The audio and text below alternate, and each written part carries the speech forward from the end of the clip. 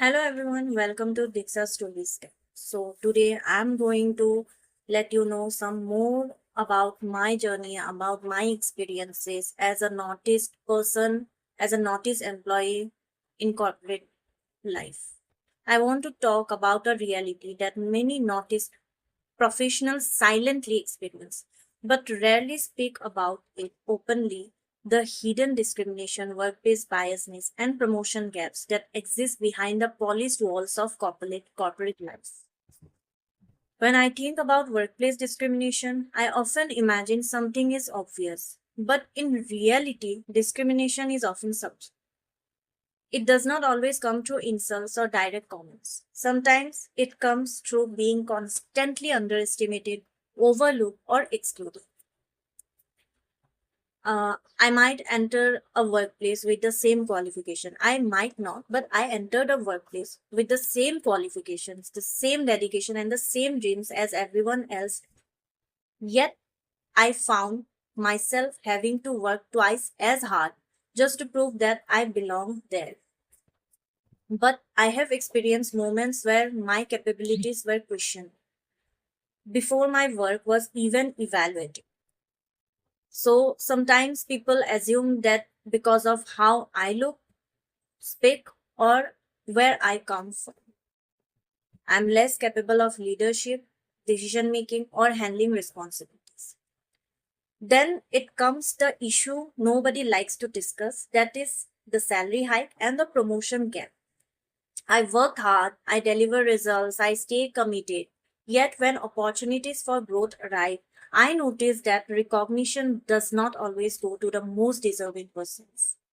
Sometimes unconscious biasness, which influences decisions. Sometimes people choose familiarity over merit. Sometimes those who fit the expected image of leadership are preferred over those who don't. So, the painful part is that these experiences often go unnoticed because they are difficult to prove. There are no official emails saying barriers, silent assumptions, and unspoken prejudices. Over time, these experiences is actually affecting my self-confidence. I begin questioning myself. I wonder whether my efforts are enough. I start carrying the burden of proving my worth every single day. But here is the most important life lesson I have learned, that never allows someone else's limited perception for yourself to become your reality.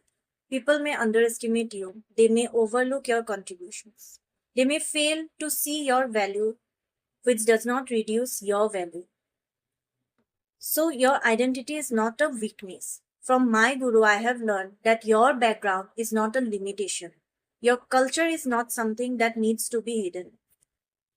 So, as I said, the bamboo tree story before, that it spends years growing its roots underground before anyone see visible growth. During that time, people might assume nothing is happening, but beneath the surface, strength is being built.